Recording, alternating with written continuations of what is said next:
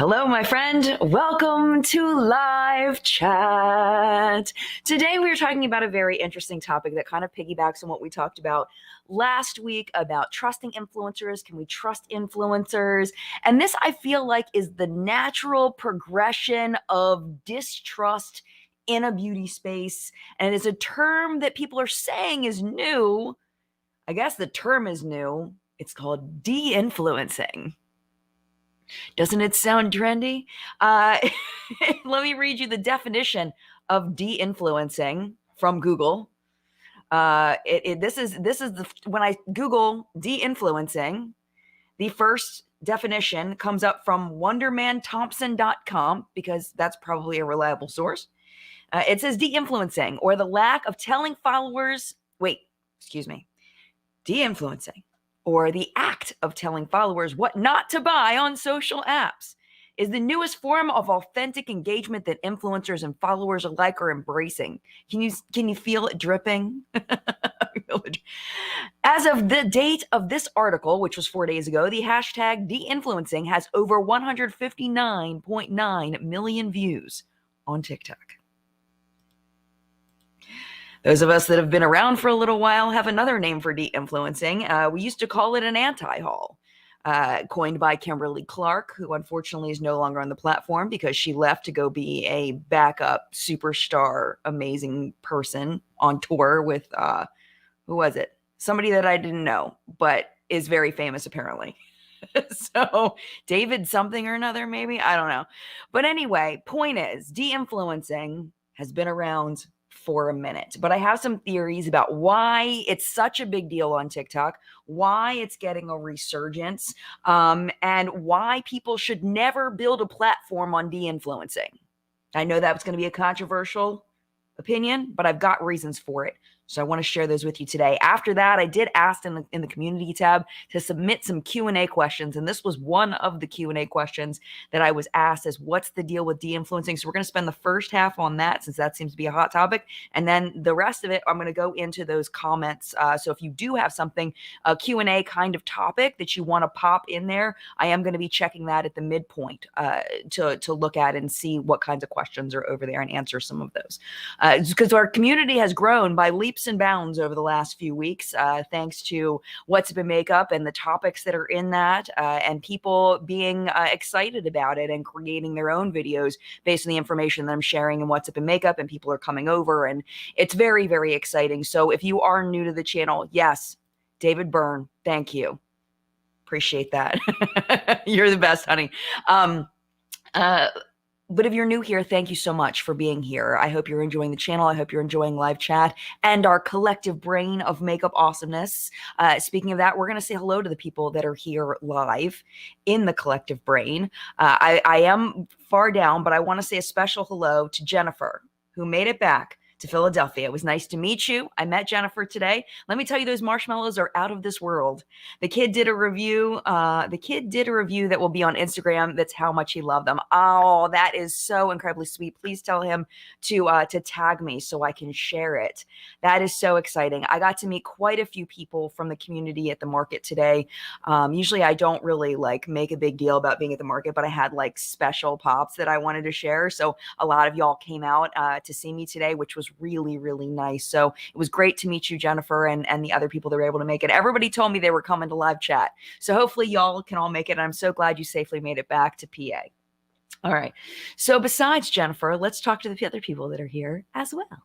Teresa, hello. She says, hello, everyone. Welcome to live chat on this fine Sunday. Sun is shining but cold here with a temperature of 8 degrees. That's not so bad for you in North Dakota. That's not so terrible. Thank you so much to Teresa for being here, Flory and Steph and Audra. Thank you for being here. Thank you to my husband, John, who is moderating from the desk over yonder, helping us keep a nice, happy, safe place to chat. So thank you all for being here. Hi, Tish. So good to see you. Happy Sunday. Hi, Ginger. Hi, Alicia. So good to see you.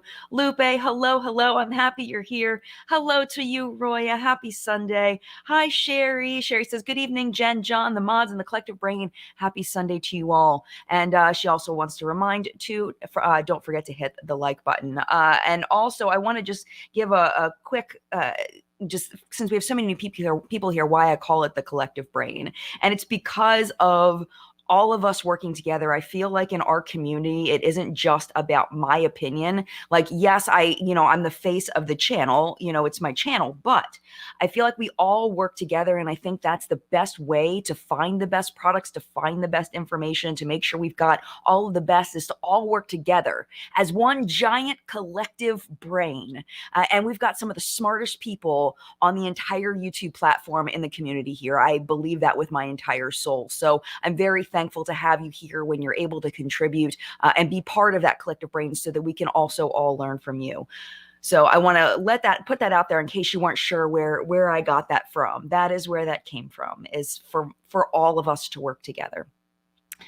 Hello, Christine. Hi, Tiffany. Good to see you. Hello to Spooky Pine Barrens, New Jersey. Hello, hello. Hi, Kimberly. Good afternoon to you. I am having a great day. I hope you're having a great day as well. And hello to Anna, having her afternoon tea in beautiful Scottsdale. Love that for you. And hello to Mons.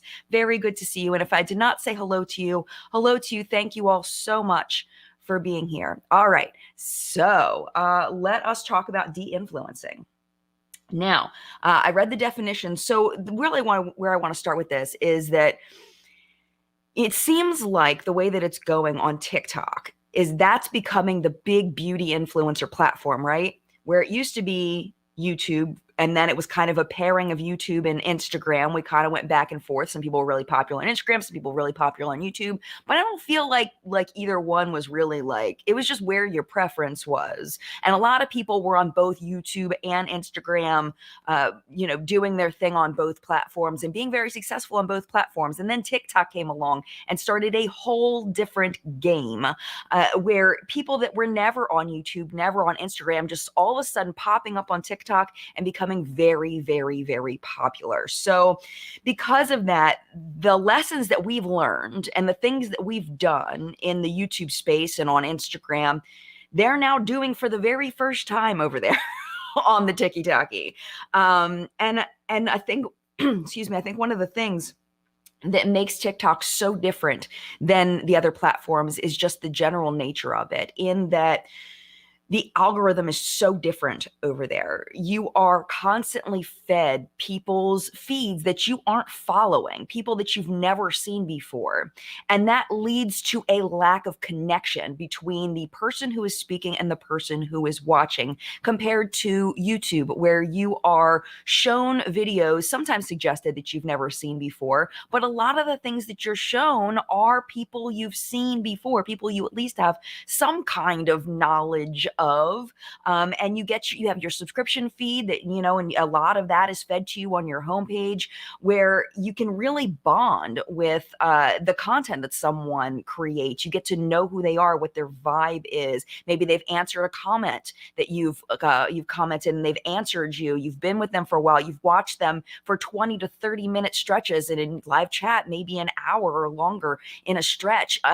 TikTok, you don't have that. You can't have that unless they're doing a live stream. So just the general nature of it is to be very fast, and that makes you not bond as much with that person. So it's a lot easier to be detached in the kind of content that you make. It's a lot easier to just just spit things out and not care about the consequences. And we've been seeing that as far as people that are called influencers over on TikTok saying that lying in a sponsorship doesn't matter. Not disclosing a sponsorship doesn't matter. They're not caring about their followers because their followers are not real people to them. They're just a number. They're just a view. It's not a real human being. And that dollar in the pocket is worth more than that number on the screen. And that's what it comes down to. And because of that, there's a lot of mistrust and distrust over on TikTok, because you don't know the person, they don't know you, you don't care about them, they don't care about you. So where this comes into today's topic is that people are absolutely shocked by a TikToker saying, "Don't buy this." Because that is all de-influencing is somebody saying, "This product is not good, don't buy this." So all of us here on YouTube, we're all sitting here like, how is this novel? How is this interesting? How is this new? And the answer is it's not. It's just new and novel and unique on TikTok because of the nature of that platform. Because that platform it sets itself up to lead to dishonesty. So it is a shocking new thing over there for them. And just the fast speed of the whole thing. You're constantly scrolling to the next person, next person, next person, next person. And YouTube and Instagram just aren't like that.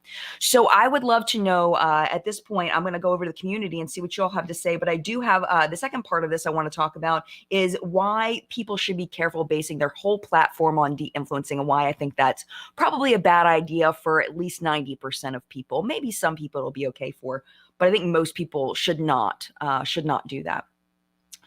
So let's see what you all are saying about this topic.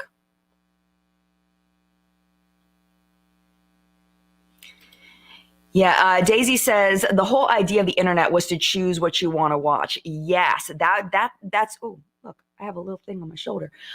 Yes, that has been a thing, and I think with TikTok, because it's so fast, your choice happens as you flip. As you scroll, that's how the choice happens. But they're just showing you random stuff. Like, I mean, it's not random. I shouldn't say it's random because it's not. When you first go on, it's random based on what's popular on the platform in general. But the more you interact, if you're not really on TikTok, the more you interact with the platform, the more it fine tunes what you like to watch. So if I watch a lot of beauty content and I hit the heart button, I watch for a long period of time, they're going to feed me more content like that. They're going to look and say, okay, video A from Maria. I just picked a name. Maria makes a video and I watched it all the way through. I hit the like button. I left a comment. So then it's going to say, okay, well, 150 other people also did the exact same thing. They watched Maria's whole video. They liked the content. They left a comment. So they're going to say, well, what are the common TikTok videos that these 150 people are watching? I'm going to feed those to Jen, because if these 150 people like this video, Jen's probably going to like this other video too. So that's how it fine tunes itself. So if, let's say, I decide, you know what, I'm not really interested in beauty videos that much anymore. I'm going to watch a lot of cooking videos, and I start liking and interacting with cooking videos. Within a couple of days, my feed is going to switch, and I'm going to get much less beauty content and a lot more cooking videos. And it really is a very cool algorithm for those kinds of things. But yes, you are getting fed things that you're not choosing to watch, but it does fine tune, which is really cool, but also has its own problems. Lafede, 1984. How'd I do? Positive de-influencing, yes. Honest opinion is appreciated and healthy. Being rude is what I often see, though. Yes, and that is something that's happening over on TikTok, is people aren't understanding the Kimberly Clark heart of an anti-haul. It's not about being rude. It's not about saying this product sucks and throwing it and like just being a jerk about it. It's about just saying, hey, this product didn't work for me. It's not very good. But the thing is the more dramatic you are on TikTok, the more people are going to like what you're doing. The more angry you are, the more like people like that. People like passion, people like emotion. People don't like somebody to just be like, well, this kind of wasn't very good. Like, they're not going to care. So that's, I think, why people are being rude about it, is because that's going to get people to feel an emotion when the person who's creating the video feels an emotion. You know what I mean? So yeah, I'm with you 100% as far as positive de-influencing, but I can see why people are attracted to that negative de-influencing, the rudeness, because that is what's taking over, really and truly. You're absolutely right. Roya, I like it when it's something positive, but I do not like everyone. It's something I do not like. Wait a minute. I like it when it's something positive, but I do not like, it's something I do not like to, man, Roya, I'm struggling. I'm struggling, my friend. I'm struggling. I'm sorry. My comprehension is so bad. I like it when something's positive too. Like when it's like, hey, this just didn't work for me. I think maybe you're kind of saying similar to what, Lafede, maybe I got it right. I don't know. I'm so sorry. Was saying. So I think it might be kind of a similar thing. Hi, Abby. Abby says, as a content creator on TikTok, I completely agree. It's been difficult trying to connect with people on the platform because of it. Yes. Yeah. And then the thing is too, is if you can't develop a connection with your audience, they're more likely to leave you. because they don't care about you. So that's, I think, a positive of YouTube, is that I feel like we create a connection. And if something happens where a video maybe just doesn't set right or whatever, or, something is a little bit different, or there's a piece of content that didn't really fit your interest, you're more likely to hang around because that person is going to eventually get to something that you enjoy. Diva Dream says Clean Beauty's invasion is the perfect example of everything wrong with TikTok. Yes. And I think a lot of people over there are saying things just out of their butts that they have no idea what they're saying. And I'm not saying that I've never done that, because, I'm not perfect and I've made mistakes and said stuff out of my butt before, but I feel like it's the vast majority of a lot of things. I don't watch a lot of beauty content on TikTok. I'm going to be 100% with you, because a lot of it I just can't get into. I would much prefer YouTube. I do. I really do. Oh, when it's something. Thank you, Roya. Thank you so much. I'm so sorry I was having trouble with that.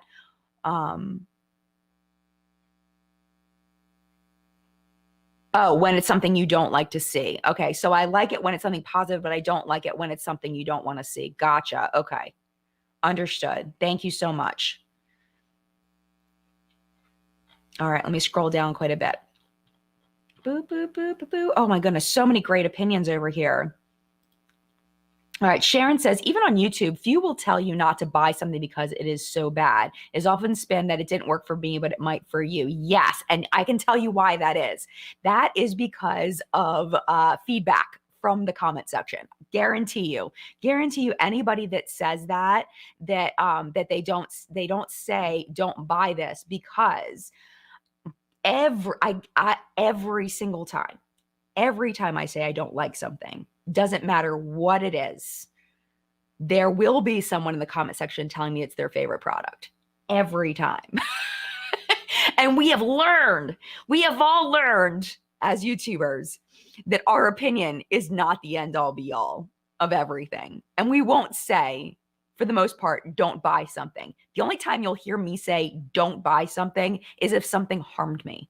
Like if it actually is dangerous in some way, if it caused me pain, but even then, like I remember I tried the drunk elephant baby facial way back in the day. And that's stuff, I got it in PR, and they had sent me a bunch of stuff. It's the only time I ever got drunk elephant PR. They sent me the drunk elephant baby facial. And if you don't know, it is a very strong glycolic acid. And I am telling you, it messed up my skin. My skin was messed up for like a week, where it was just so sensitive. I over exfoliated. I think it was just too strong for my skin. I hadn't really built up any kind of tolerance to glycolic acid at that point. And I used it, I think it was recommended twice a week, and that was what I was using it. And man, did it mess up my skin. But even then, I don't think I said don't buy it. I just said this was my experience with it, and please be careful if you buy this. I think we're a little more understanding of everybody's a little bit different. And I think that on TikTok, again, it's that disconnection, I think. Thank you, Sharon, for bringing that up, because I think that's a really good point. Because if you think about Samantha March created the Will I Buy It, right? And a lot of that was her saying, I'm going to buy this. I'm not going to buy this. But at no point is she like, don't buy this. That's a really good point. Fleetwood Mac and Cheese. De-influencing has been around for a while, like sus. I saw a Deftones interview where Chi Cheng was alive from 2006, and the interviewer said sus. Really? What? Oh, like sus. Gotcha. Like the term sus, because sus became like a big term when, what's the name of the game, husband? Where with sus, with the little, there's a red guy and the green guy in the Among Us. I couldn't think of it for a second. I couldn't think of it. Among Us became popular and sus became a thing, but yes. So de-influencing has been around for a while, but things have resurgences, I think is what you're trying to say, which I agree with. Absolutely. Yeah, this is Diva Dream. Extreme blurring filters, salespeople competing for how fast they can influence in 10-second gimmick videos. I mean, you're not wrong. You're not wrong. Adela, it feels very similar to gaslighting. Kind of. I guess it just depends. Oh, yay, I said your name right. Yay, I'm so glad. Now if I can remember what I said, I'll be in good shape. I think I've got it, though. I think I've got it. Dark Angel, then creators on platforms might actually have to create something new than just repeat what's already done. Yeah, it's hard to think of something new that's popular. It really is. It's so hard. It's so hard to do something that's unique and novel. I was actually talking to two people at the market today, two different vendors, because most of the people, the vendors there, do not know that I have a YouTube channel. I just don't tell people. If people ask me, hey, what do you do for a job? I tell them, but I don't bring it up. Like it's just not like, I feel weird. And like the guy that was working next to me, the cookie guy was working next to me today. Lovely, lovely man. He has a cookie business that he started with his daughter. He's fantastic. And he asked me what I did for a living. And he said, and I said, he said, you do YouTube? And I said, yeah. And he's like, how many followers you have? And I told him, and he was like, you said that so casually, like it's not a big deal. And I was like, well, it's mid-size. It's whatever. But anyway, when you're starting a YouTube channel, I feel like I said to both of them, the two people I talked to today, him and then another person, about when you're starting doing YouTube, you have to stand out in some way. You have to, first of all, like I was telling one person, I was like, you have to come in and you have to make people like you in the first 2 minutes. Like you can't say, oh, I'm sorry about my background. I'm sorry I haven't made a video in a while. And, the lighting isn't so good today. Or, I was late putting this video up because just get into it. Just get into it. Because so many new YouTubers do that.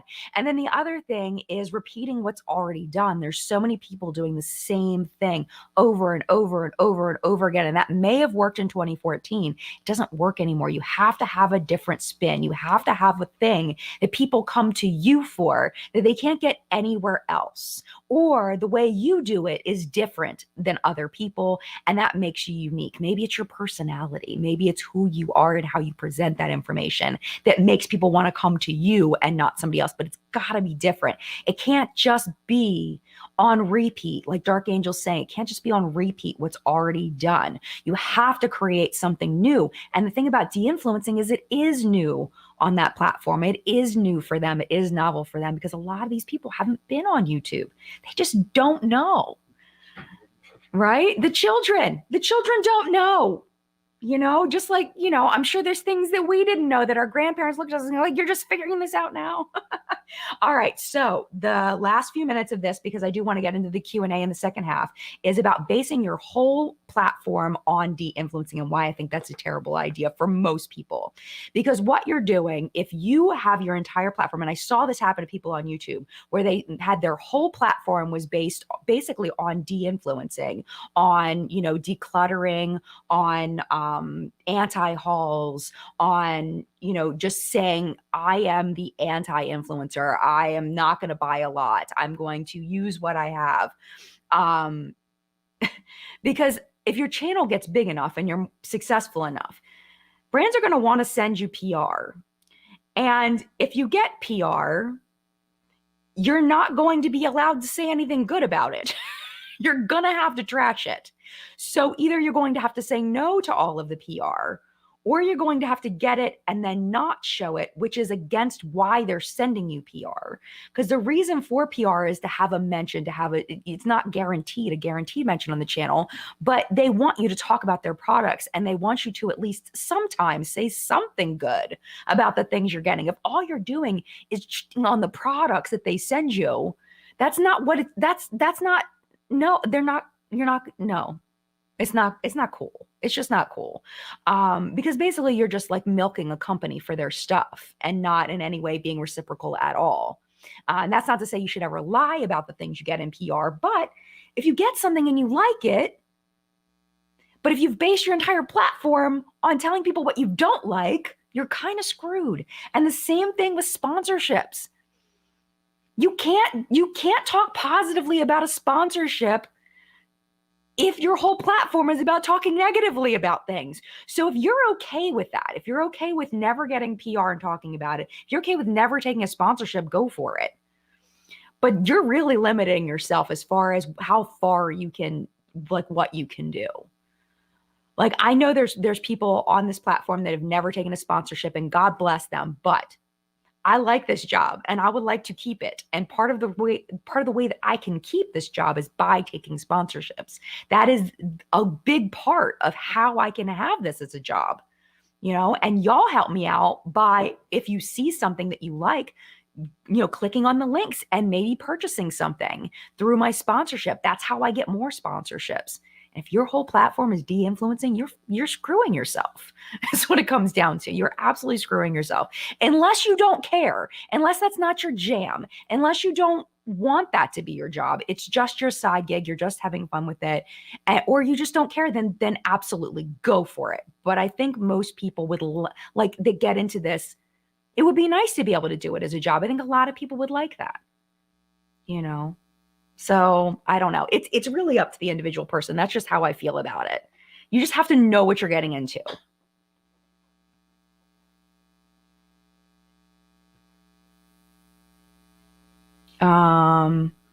Okay. So makeup or breakup blog. Why the need to go to extremes? Just give a yes or no on what you tried and hope someone is watching besides you and your cat. There you go. Exactly. And I think that's what a lot of us have done. When I do my favorites and fails countdown, I try to balance it as best as I can between things that didn't work for me, things that were just okay, and things that were fantastic and something that just absolutely surprised me. And I think personally, I really enjoy that. The problem with it is that it's repetitive. As far as the format, and it's not sensational. It's not as entertaining as someone saying this is absolute trash and then digging it out with a spatula and throwing it across the room or whatever. I've never seen anybody do that. I just, made that up. But if someone did that, it would probably be entertaining, right?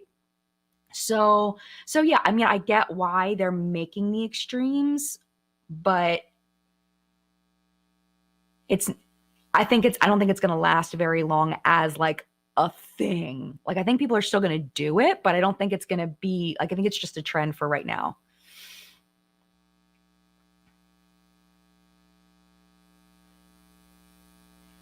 Um, oh, I did hear about this. Smishi says, I remember the Lucia Teppa drama that happened. She was a big anti-hauler, and oh my Lord, yes, I think I remember that. Isn't she the one that she was a big anti-hauler and then she started getting PR and then loved everything and like got everything, was so excited to get on PR. And I'm pretty sure that's who that we're talking about. Please forgive me if it's not. That she started like speaking really positively about things and people just ripped her to shreds, for being human and actually liking something that was sent to her. But I think it was because, if I remember right, and I wasn't someone that watched her channel very much, so I don't, please excuse me if I'm not saying this right. Please take this with a grain of salt. But that she often trashed the kind of person she became, is what the impression was that I was given. But I don't know if that's accurate.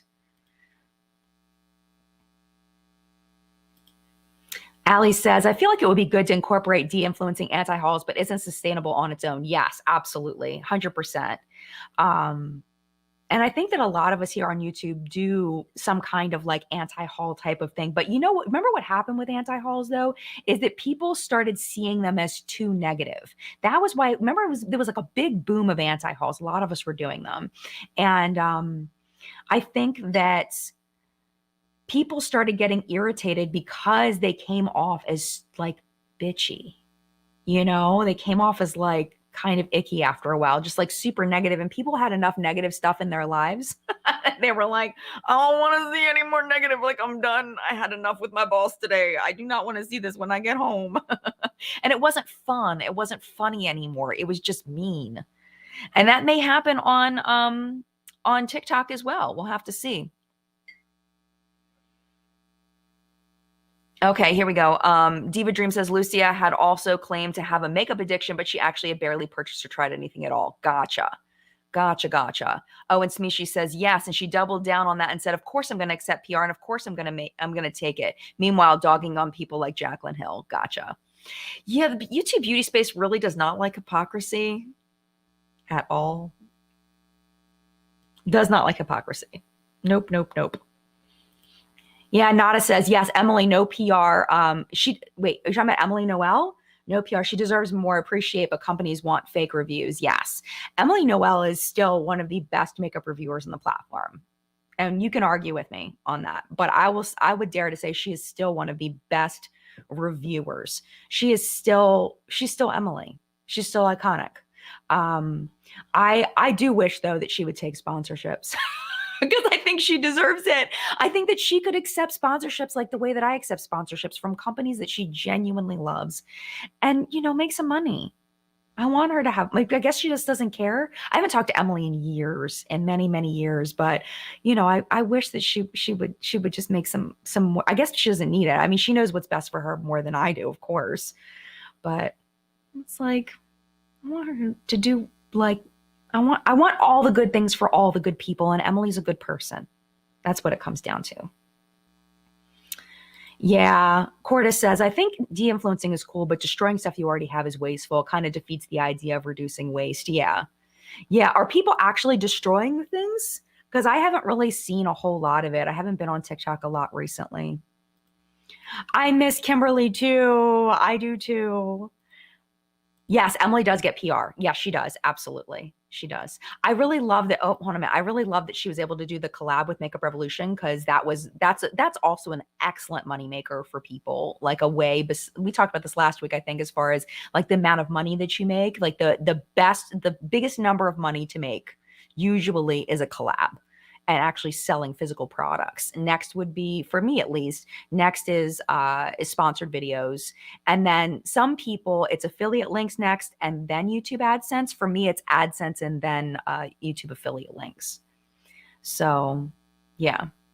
All right, let's take a little bit of a break and talk about what's on my face, and then we are going to go into some of the other questions that you all had. Wow, I didn't realize that Wayne Goss does not receive PR at all. He pays for all the makeup and skincare reviews. Wow, I didn't realize that. I thought he did take PR. I don't know why I thought he did. I thought I'd heard him say he took PR before. I don't know. I mean, because the thing is if you have like, well, I guess he probably just doesn't have his mailing address out there where people can send him PR. That's probably it. Man, never? He's never taken PR, really? Wow. All right. On my face today, played with this again. Makeup has been on since 7 o'clock this morning. I did touch up my eyeshadow a little bit because my eyes were watering. It was very windy today out at the market. So my eyes were watering really bad. So I rubbed my eyes a little too much and I rubbed away and it was distracting me how patchy my eyeshadow was, but it was because my eyes were tearing up and I rubbed my eye. It was not the eyeshadow. But what I did today was I used the shade Someday, and then I used on my outer corner my Prince, and I used a little bit of this In the Land.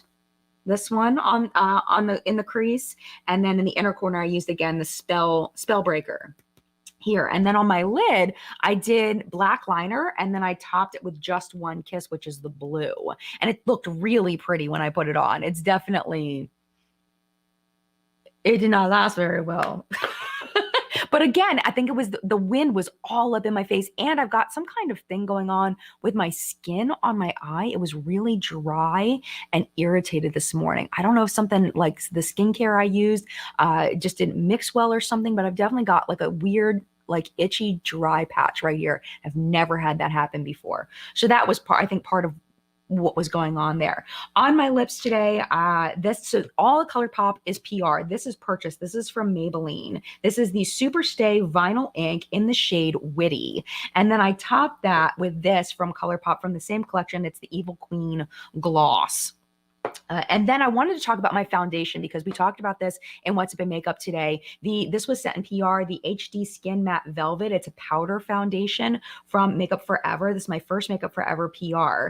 And you never know when you get something for the first time from PR, you kind of hope that you'll like it because you want to, when they have products that are of high interest, which Makeup Forever often does, it's nice to be able to tell you if it's good or not. So as I'm looking at this, I'm like, I hope I like it because if I don't, then I might already get kicked off of Makeup Forever PR, which would be fine. I can always purchase things. It's not a big deal. But I have to tell you, I actually really like this. I'm wearing it today. It lasted through the market as far as the lasting power. And I don't think I've ever had a powder foundation last all day before. Usually I just use them as like toppers over top of other foundations, but so far really enjoying this. And I'm very thankful because honestly, I haven't tried much from Makeup Forever. It's embarrassing. So it'll be nice to try some more of their products without having to pitch in the coins for it. But if something comes, if they don't send it to me, like always, if they don't send it to me and it's of high interest, I will absolutely purchase it. I just haven't gone that direction. There's so many freaking makeup brands out there. So my point is really, really thankful that I'm enjoying this so far. But I will keep you posted because this is just day 2 of wearing this. And then on my cheeks today, this is purchased. I'm loving this way more than I thought I would. This is from my video where I bought the lowest rated products at Sephora. This is the Urban Decay Stay Naked Threesome in the shade Fly. This is wonderful. Why do people hate this? It's wonderful. Look, it's still on my cheeks. I did not touch this up. It's like, are you serious right now? It's so nice. I love it. Oh, and then I didn't mention in the video, this was sent recently in PR from Rose and Ben, and I love this brush. I've only used it with the Makeup Forever powder. I haven't used it with anything else, but so far, really loving this. This is, I forget what number this is. I think I saw the box. Here's the box. This is C42 foundation brush. So I'm going to keep playing with this as well, but it's really soft and I like the angle on it. It's very nice, very different. I don't own a brush like this, and I have lots of brushes, so very excited about that. Okay, why do I keep seeing Diva Dream? It's so funny. I see this every week. There's like somebody that I see all of their comments. Makeup Forever used to be so popular. Ever since they reformulated the single shadows, they're also going clean, sadly. Yeah, I mean, that's where the trends are, unfortunately, is with clean. So every brand has to say that they're clean. Like, oh, we know better, though. We know better, though. So Lindsay, I applied the powder foundation with the Rose and Ben brush is how I applied it today. I don't like the sponges like this. Like maybe makeup artists like stuff like the spongy guy. I don't like them. They're so flimsy and they get dirty real fast and they're kind of hard to clean. This is just from one use from yesterday. So not yesterday, when I filmed Friday. So, all right. So let's get into some of these questions because there were some really good ones. Okay. Let me do top comments first. Okay. Aw, Amy, who's been around forever, says, no question, but just wanted to say thank you for being such a light on this platform. Your kindness, humor, and honesty make you a joy to watch. The only influencer that I genuinely trust. That is so sweet. Thank you, Amy, if you watch this. All right. So Shelly says, what products or maybe even brands in general did you assume would be terrible, but you were surprised you ended up really liking them? I've tried so much crap from Wet n Wild, like so many bad products, and most of them set in PR, and they're absolutely terrible. I know there were people that loved that freaking, what was it? The Saved by the Bell collection. I hated that collection. It was so bad. Everything I tried except for the blushes were fine. Hated that collection. Every time I say I hated that collection, there's people that are like, I loved it. I hated it. It was so bad. So when they sent me the Peanuts collection, I was expecting to hate all of it, and I actually liked it. Is it like the best stuff ever? No, it's not the best stuff ever. The eyeliner is, though. The eyeliner is where it's at. Their liquid eyeliner, freaking fabulous. But I was surprised how much I really liked that, and I was surprised that I liked the eyeshadow palette at all from that Christmas Peanuts collection. A second question was, which PR list do you wish you were on? I can't think of anything right now. Fenty, Rare Beauty. I couldn't think of anything, and then they just popped in my head. Kaja, which I might still be saying wrong. That's all I can think of right this moment. I'm sure there's others. Those are the ones that came to my brain right away. But yeah, I'm sure there's other ones. Which brand would you most like to create your own line with? What product color story would you create? All right. So I really, honestly, like John has been telling me to contact Sydney Grace and tell them I want to do a palette with them, but I haven't because I'm scared. I have an idea for a palette that I would want to do with Sydney Grace, but I'm like scared to email them. Like I have all the ideas. I made a little note of all the things. And just in case it ever comes to fruition, you'll remember this live chat. And I can tell you that that's what it was that I was talking about. But one day I'll be brave enough to reach out because I don't like reaching out to brands. I don't. I actually recently, who did I reach out to? What? That's what John's here for. Yeah, you could, well, I feel weird because I've talked to them on Instagram before. I would feel weird for you to reach out to them for me. Yeah, I'm scared. I don't know. I just like, who did I reach out to? It was an influencer brand that y'all were asking. Vive. I reached out to Vive Cosmetics and was like, hey, I don't normally do this, but my audience is really interested in your products. And I'm planning on buying a couple of things. But if you wanted to send me some things, then I could make the video more elaborate than I can do just from purchasing things. And I didn't hear anything back. So I was kind of waiting to see if I heard anything back from Vive to see like if they were going to send me anything, because then of course I wouldn't buy it because I wouldn't want to have double. But since they haven't responded and it's been like a week or two, I'm just going to buy a couple of things. I just wanted to do like a dedicated video on the brand, and I can't spend that much money on a dedicated video. So I was kind of hoping they might help me out a little bit with it, but I didn't hear anything. But that's okay. That's fine. I'm going to buy a couple things. It'll be fine. Scroll down a little bit in case y'all are saying anything related. Yes. Daisy, expand your comfort zones. And I know, I just feel weird. I feel weird. I don't like asking people for stuff. Like, it felt really weird reaching out to Viva. I haven't reached out to a brand. I think I reached out to a skincare brand like, oh my gosh, maybe 6 years ago was the only other time I've ever reached out to a brand. And they didn't respond to me either. So, I'm probably not going to ever do that again. I was like, nope. All right. This one's good from Lauren. Like many of us, I think back very fondly of the OG old beauty community and know we give a lot of attention to what we loved about it. But I'd love to know what you love about the current beauty community, specifically in the way it differs from the past. I miss collaborations. I miss doing videos together, which was such a big thing where you would do a video and someone else would do a video and you would shout each other out and it was a thing.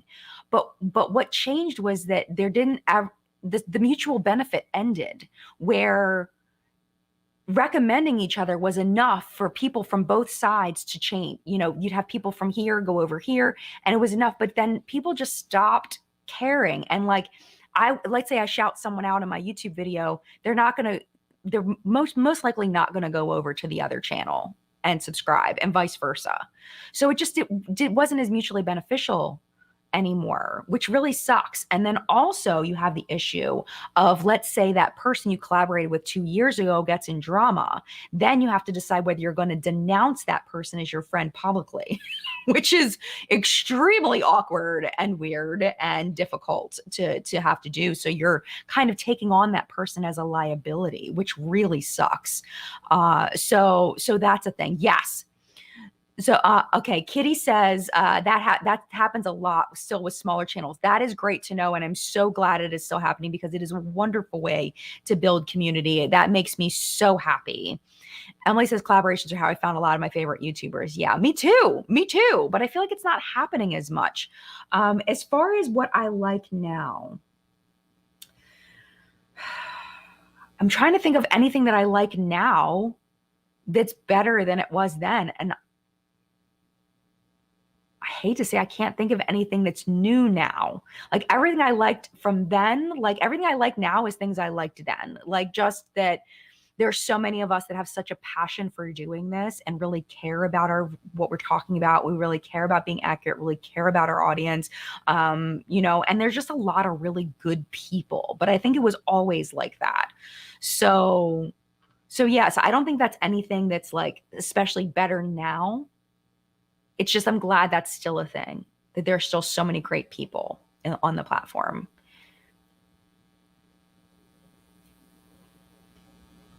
All right. So next one. What beauty trend do you think needs to be rediscovered? Y'all probably know which one this is.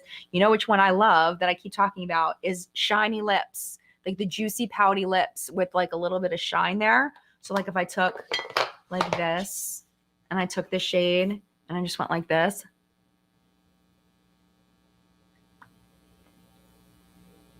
Like, doesn't that look cute? Yes. I love it. Stuff like that. And sparkly stuff, sparkly bits on the lips. I love it. Makes me so happy.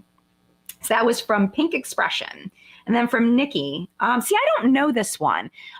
She says, Robert Welsh's collection with Ciate being so affordable.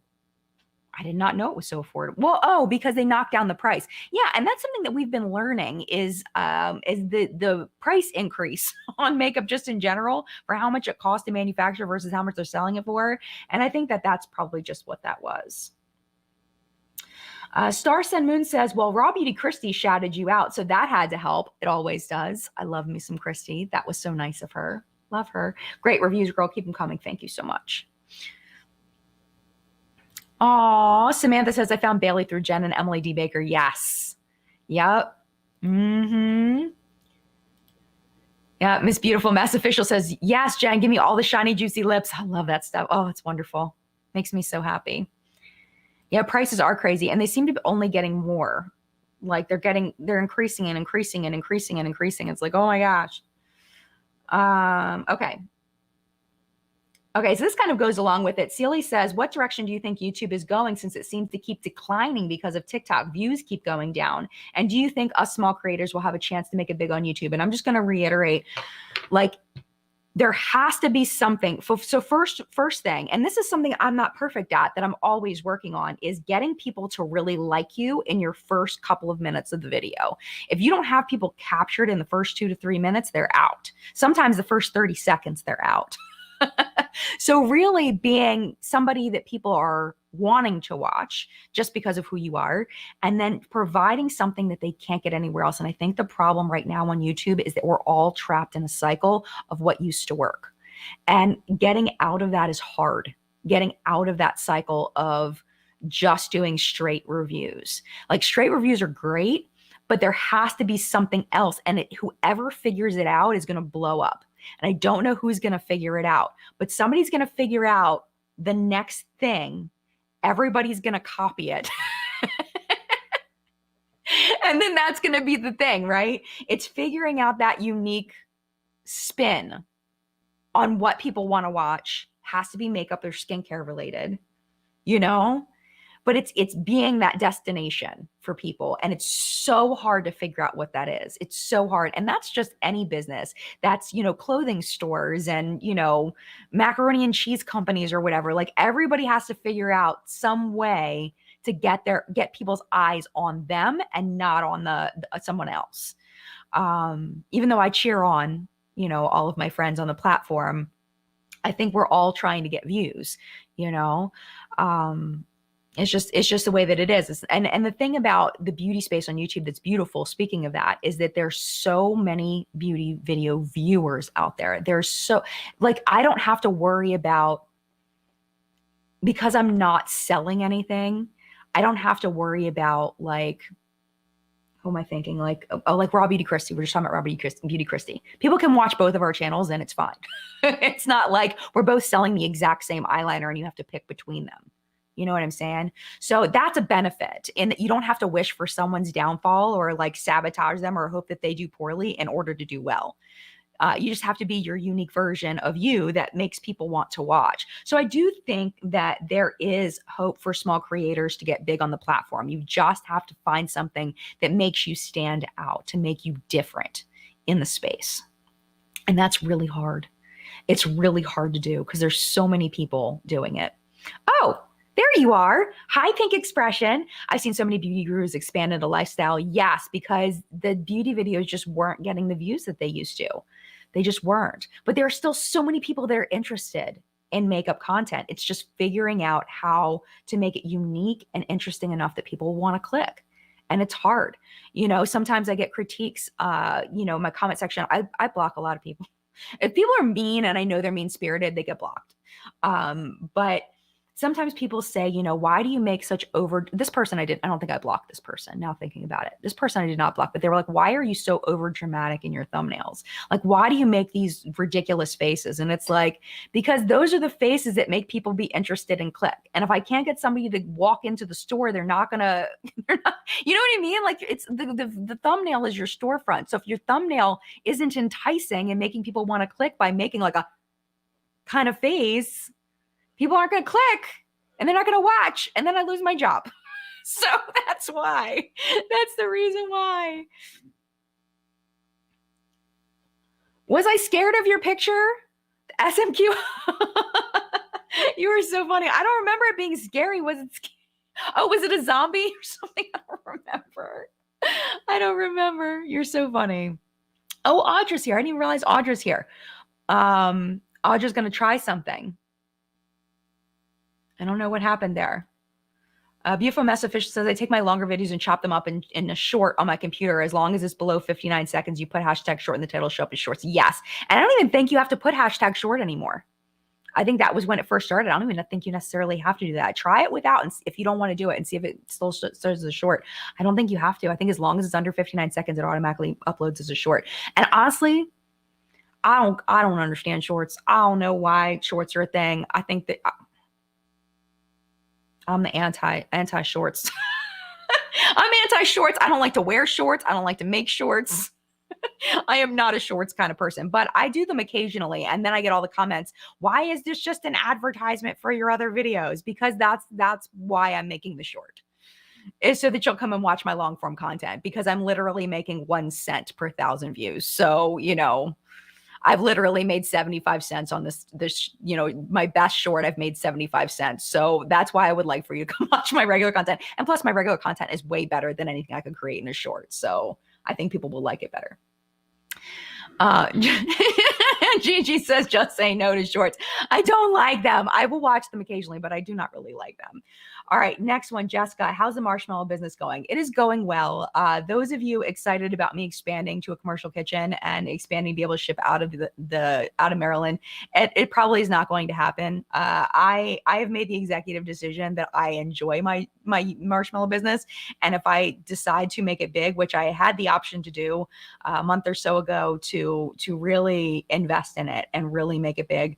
And I got terrified, and I decided I didn't want to do that, because I would much rather make fun things and sell fun things and talk to fun people at farmers markets. And I would like to do YouTube as well. And if I do the commercial kitchen and I hire people, then I might have to fire people, which would also be awful. And I would have to manage people, which I also don't want to do. And I don't like business. And and I'm having so much fun. I made Cinnamon Toast Crunch casicles, and that was fabulous. And if I make it into a huge business, I will never be able to make Cinnamon Toast Crunch casicles myself ever again, because someone else is going to be making them for me. And that does not sound like fun to me. So therefore, I probably am not going to expand the business, even though it's doing very well. For where it's at, for what I'm doing, it's doing very well. But I think I'm going to keep it here because it's fun now, and really focus on YouTube. That's what it comes down to. So I'm sorry that if you're excited about maybe getting them out of state, I can't ship out of state because of my current licensing. I have to get in commercial kitchen before I do that. But I just can't. It's not going to be fun. And commercial kitchens are freaking expensive. So I would have to go take that next step. I would have to make more money in order to afford the commercial kitchen. So it's going to strip all the fun out of it. So come visit me when you're in Maryland. Come visit me. My market schedule is on my website, madmarshmallows.com. Yes, I keep it updated. Yes. So right now it has some old dates on there that have already passed, but it's got up through March, I believe, because that's when it flips over from winter to spring, and that's when when I'll get new dates for both farmers markets. And I think I'm probably just going to do two weekends a month to keep my sanity, since I'm not trying to push the business to the next level. I'll probably just do the 2 weekends a month, one at each market. So yes, Shelly, a lot of places have commercial kitchens that you can rent that really aren't so bad, but our area, the closest one to me, is about 20 to 30 minutes away. It's like 30 minutes drive. plus the rent, the gas, the time limitations were ridiculous, where I could only be there on weekdays and weekends at like after like 6 p.m. or like I think I could only be there after 6 p.m. on weekdays and then on the weekends. It's weird. Like there are not good options here for us, unfortunately. So yeah. So that's a thing. And Tamara was the one that had asked about all the chatter about de-influencing. So thank you, Tamara, for that, because that gave me the inspiration for today's chat. And then the Dolphins girl, hi. Shannon, if you could go back to study one thing, what would it be? To study one thing, like in college, from Shannon. If I could study one thing. I don't know. Nothing that I didn't already study. I can't think of anything that I would like for fun. Like philosophy, I think would be cool to learn more like about that for fun. But I'm not a college kind of person. I'm actually, believe it or not, I hated school. I didn't like going to college. I didn't like going to classes in high school. I didn't like learning. And I like when I get to choose what I learn. So I study things all the time whenever I have a new interest. So right now it's bankruptcies. That's what I'm studying. So that's kind of where I'm at with that. Let me see if there's any new ones that came in. And then newest first. Oh, I got to go out and go back in. Comments? Oh, it's not letting me. And if y'all have any questions about anything, I can answer them. We have about 4 minutes left. 3 blood rubies. The house I lived in college has a commercial kitchen, and while it is useful when you're cooking for 40 other housemates, it's annoying when we have to pass a city inspection as if we're a restaurant. Yeah, and I wish like it would be really nice if I could get the health department to come in and inspect my kitchen. Like that would be incredible, because I have a separate kitchen space that I use that's away. It's in my it's like we have like a bar area down here that I use only for marshmallows. Like the animals aren't allowed down here, and it's only for that. So if I could get the health department to come in and inspect that as a commercial kitchen, that would be freaking amazing. And then I could ship out of state. But they don't do that in my state, unfortunately, or else I would. You know, it's so funny, Afra. Afra says, can you share the recipes for us who can't buy your marshmallows? John has told me that I should do like classes and teach people like using my recipes and stuff. I am like so secretive over my recipes. I am so secretive. Like I don't want anybody copying my recipes. I don't want anybody taking what I made and what I like, because I originally got the original marshmallow recipe from something online. I think it was, I can't remember which website, but I've since evolved it from that recipe that I found online. That just kind of gave me my first marshmallow recipe, and then I've changed it a little bit.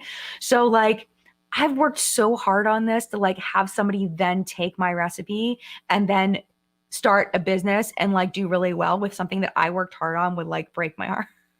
I'm so selfish that way. I don't want to share it. But what I can say is there are so many marshmallow recipes online that are probably really, really good. The base of it is gelatin and water in your bowl, and then a sugar syrup. So it's sugar, corn syrup, water, and a little bit of salt. And then you pour the sugar syrup once it boils to a soft boil. You pour it into the gelatin and you whip it up in a mixer. And there's your marshmallow base. But it's the proportions that I've worked out that are like special for me. And then you can add whatever you want. You figure out how you can add, cookies or chips or extracts or whatever you want to add to flavor it. And that's really the base of how to do it.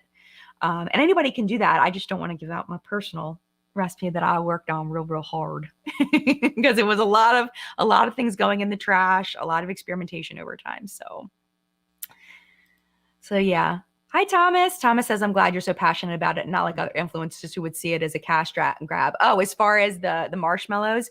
Yeah. Oh, totally. And it's like I've said before, it's like I am so happy with where I'm at personally. Like my whole goal in life was just to be financially secure. Like I just wanted to be able to pay my bills, to go to the grocery store and buy groceries and not have to worry about not being able to afford the groceries.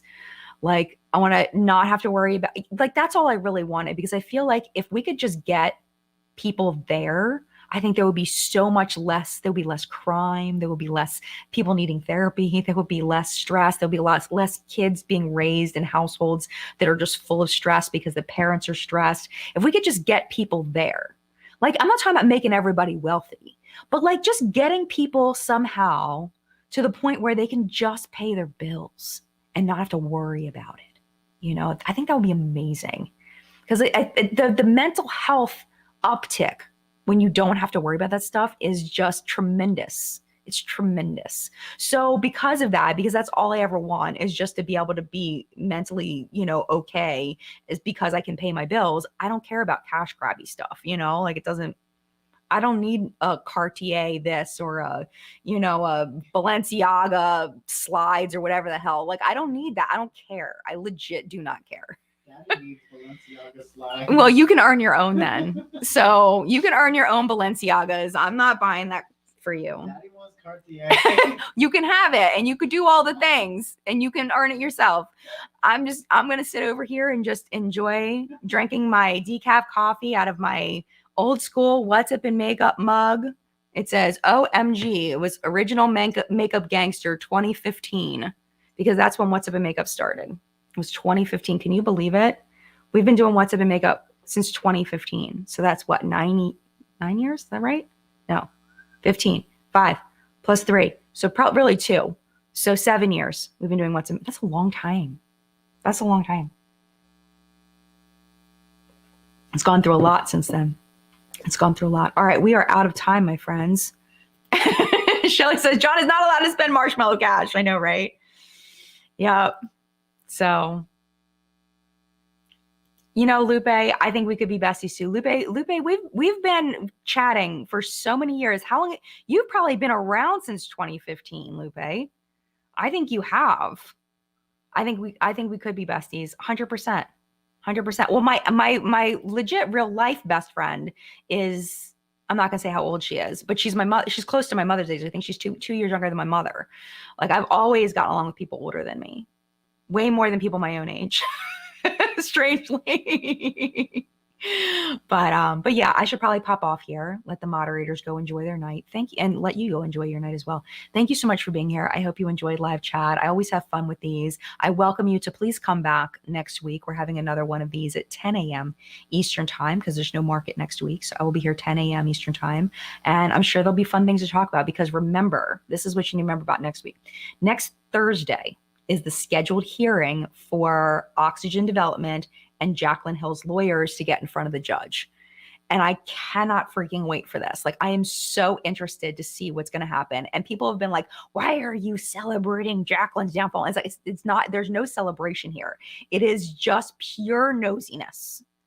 And being nosy makes me smile for some reason. It's not a celebration. It is like we've wanted to know this stuff since the lipstick stuff happened. What was that, 2019?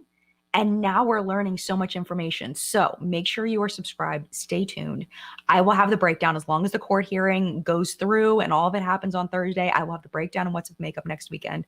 And then maybe we might even, if there's enough to talk about it in live chat live. So, and thank you. One more thing before I go. Thank you so much to the lawyers. They're coming over today's video. There's like 4 lawyers that were like, Jen, you're doing an amazing job. And I seriously got all tear. I got like, my throat got tight. Like, I'm just so like thankful that they came over to tell me that because it means so much to me to be accurate. It means so much to me to give you the correct information, to not give you wrong information. And the fact that they said I'm doing a good job just means so much to me. And before I start crying, I'm going to pop off here. So thank you again for being here. Come back next week. Make sure you subscribe so you don't miss it. Mad love to you. Have a great week and I'll see you soon.